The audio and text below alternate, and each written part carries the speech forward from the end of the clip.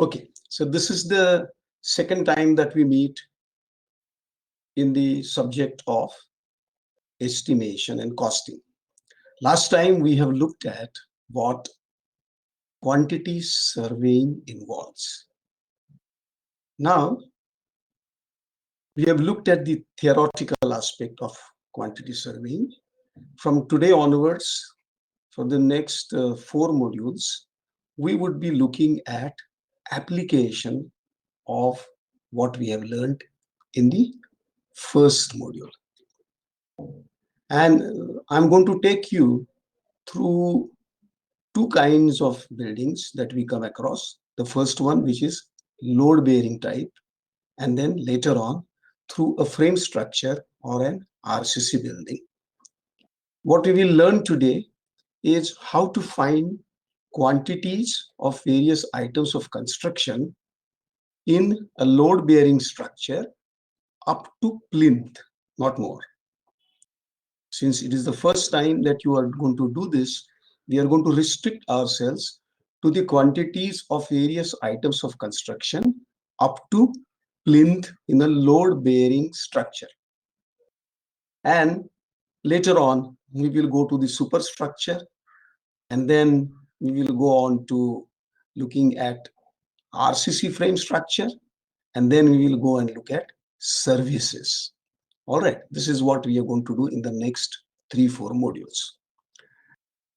Now, before you start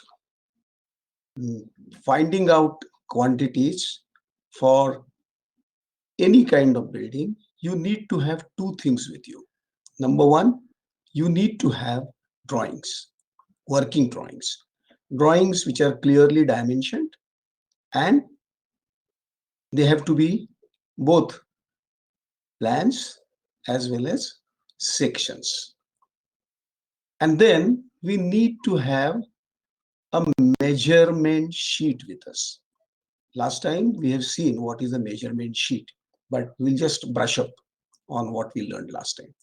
A measurement sheet is a piece of paper, obviously, which has, or in your case, a page on the computer, which has several columns. And usually we do it in a spreadsheet format because we need to do calculations on it. Now, in this spreadsheet, or some of you who don't understand what is a spreadsheet, you are more accustomed to Excel, which is a kind of spreadsheet. So on an Excel or a spreadsheet format, you create the measurement sheet, and it has several columns. Obviously, the first column is for the number. Second column is for description of the item. Then the next column is for numbers. Then you have length. Then you have breadth. You have breadth oblique width. And then you have height. Then you have the sum or the total. And then you have two more columns. In between, there's a column per. Okay, what is it? Is it cubic meters or what? And then in the end, there is a column for remarks. Now you should be ready with this kind of an Excel sheet with you. And also you should be armed with all the drawings. And then we can straight away go and start finding out quantities. The first item of construction is usually excavation. Now, one more thing, before you find out quantities for different items, you must also know the sequence in which the construction takes place. So if the first thing that happens is excavation, then you should find the quantities of the item called excavation first. Now, when we say that we want to find out quantities, we have also studied what is the mode of measurement for various types of items of construction. For instance, excavation, you are going to calculate as a cubic content, cubic quantity in cubic meters. And then there will be certain items which will be calculated as area or square meters. Then certain items will be measured as length, so many meters. Let me give you a quick example. Suppose you have a railing, then the railing will be measured as length of the railing. Or you have, let's say, a GI pipe, it will be measured as the length. Okay. You have plaster, it will be measured as surface area or in square meters. And then there will be certain items which will be measured as numbers. For instance, how many WC pans you have, numbers. Okay. Also, there will be few items which will be measured in as their weight. For instance, when you use structural steel, it is measured in tons or the weight of the material. And then, of course, there is lump sum, which we have already talked about last time. So the first thing that you ought to do when you start finding out quantities of any item of construction is to know how is it going to be measured. So excavation is going to be measured as cubic content.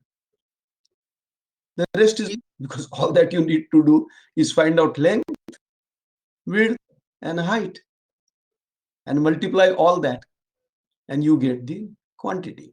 Dimension that you'll get is length, and the other would be width of excavation. Okay, because it will be shown clearly on the drawing.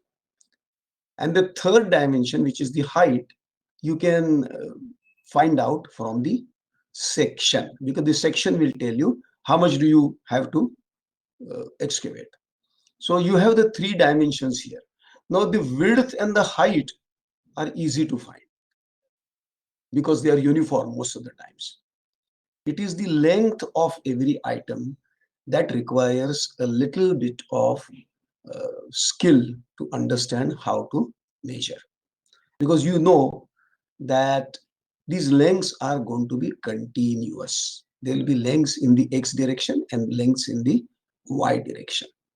And this is where we have two methods that we use. The first method is long wall, short wall method. And the second one is the center line method. Now, in the long wall, short wall method, all walls which run in one direction, north, south normally, they are considered as long walls. And all walls which run in a direction which is at right angles are termed as short walls.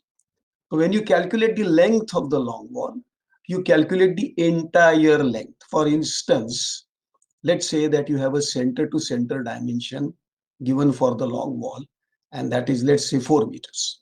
And let's say the excavation width is 900 mm. So when you calculate the length of the long wall, you have to add half of the width of the excavation on the northern side and half of the width of excavation on the southern side. Only then you will get the complete dimension. Or in other words, calculating length of long walls is done by taking center to center dimension and adding the width of that item. So if for excavation, if it is 900 mm, then you'll add center to center dimension plus 900 to get the length of the long wall. And like that, you may have number of long walls. So you use the same method to calculate lengths for each long wall. In the description part, you can write the description of the long wall. Now, many times you have a very large drawing, and there you may have to name the walls as A, B, C, D on the drawing itself, so that there is a lot of clarity and that you don't miss out on a wall. Now, while calculating the short wall, the length is calculated only between two long walls. Now here you can imagine that the length of the short wall can be found out by taking the center to center distance, and this time not adding but deducting the width of the particular item. So here in this case, if the short wall length center to center is 3 meters, then you will have to deduct 0.45 from one side, 0.45 from the other, or 900, which is the width in total, from 3 meters. So that length will be 2.1. Okay. All this, when I'm just talking about it, may sound a little difficult to you, but when you see the videos that I have uploaded, everything will become very clear, very clear. I can assure you of that. So this is the first method that we use. The other method is using center line method. Here you just add up all the lengths of all the external walls as center line lengths straight away. Okay. And while calculating the length of the internal walls, or in this case, excavation under the internal walls, you treat them as short walls. What you did for short walls, you do the same for internal walls, where you take center to center dimension and deduct the width. Again, this will also become very clear to you when you look at a video. So when you are finding out quantities of excavation, there is something else which is very important that most people forget. That the first item that you, the first part of excavation that you do is removal of topsoil. You know, before you start construction, you have to remove about 150 mm of thickness of earth on the entire area where the construction is going to happen.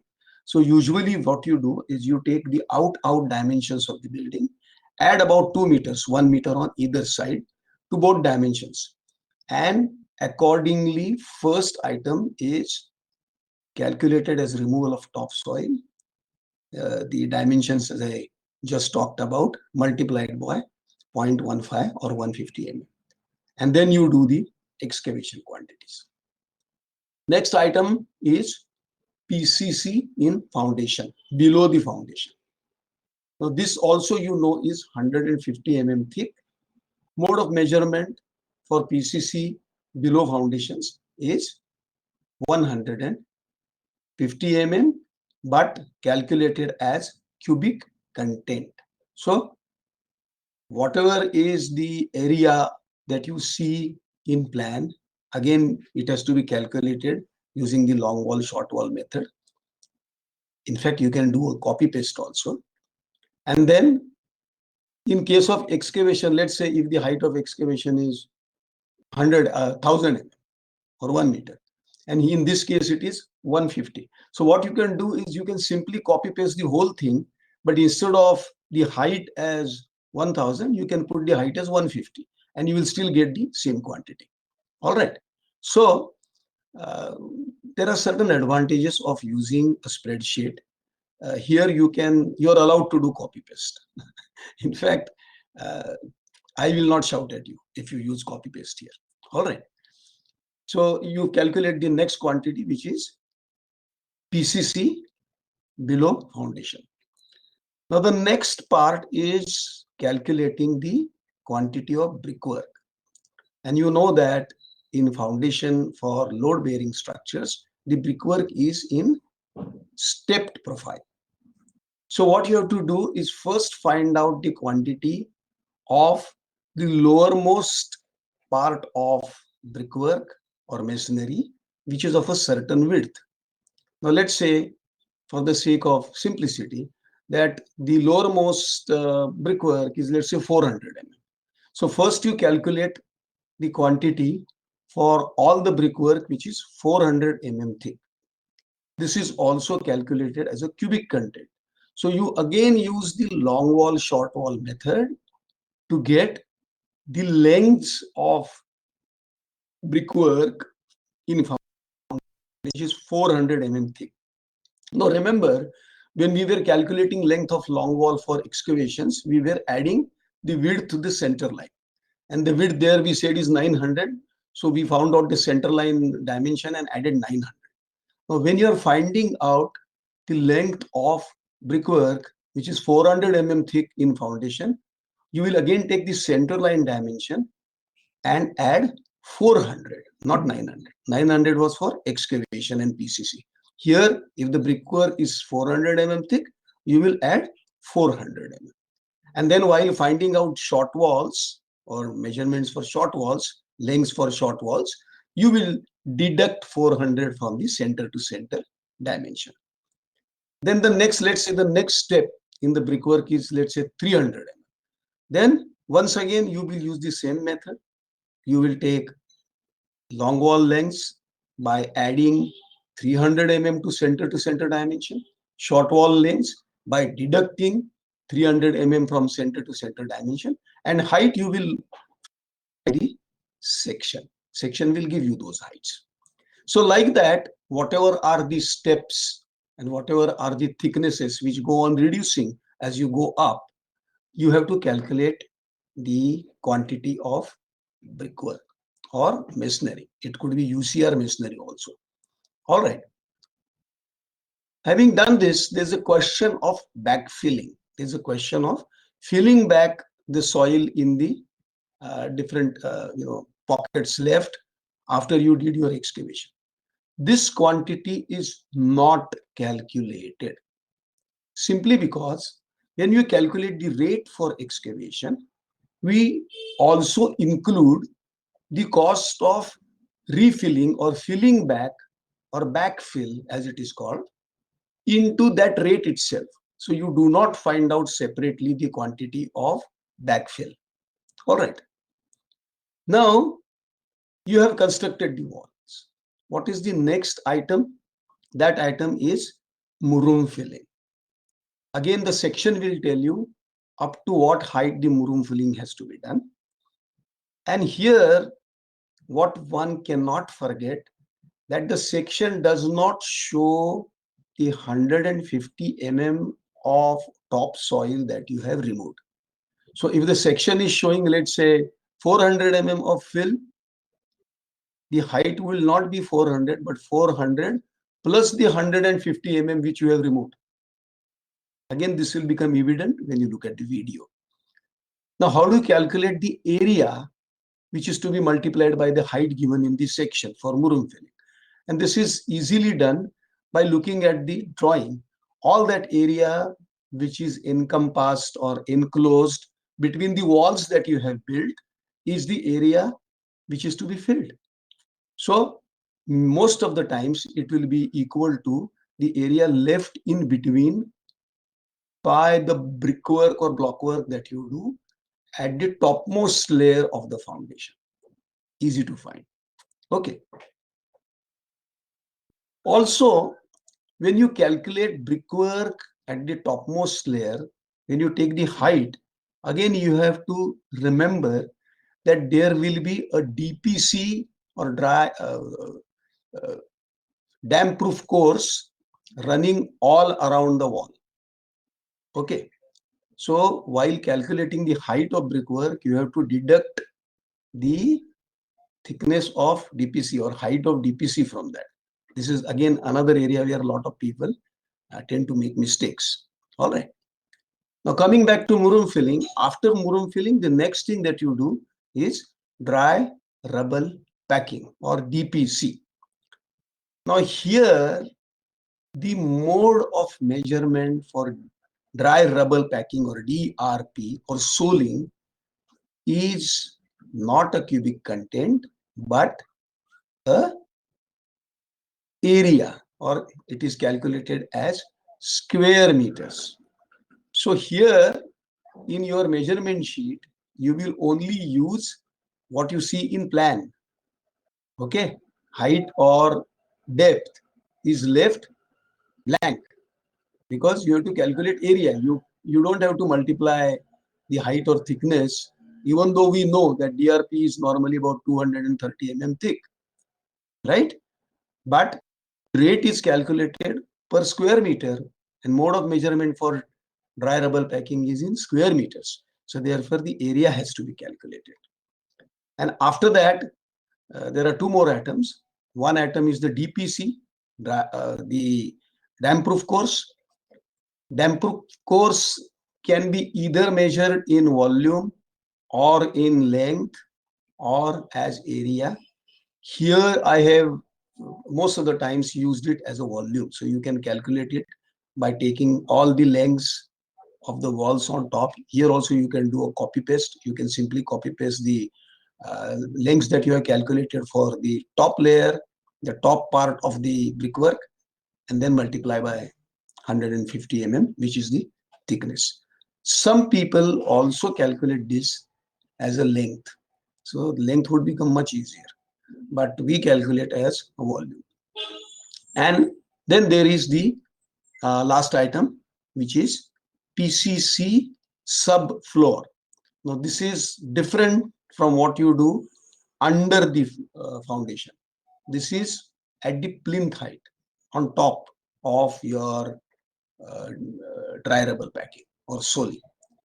This is 100 thick, and this again is measured as a square quantity and not as a cubic content. So you have to only calculate the area of PCC 100 And with this, we will complete the entire calculations for various items of construction in a load bearing structure up to plinth.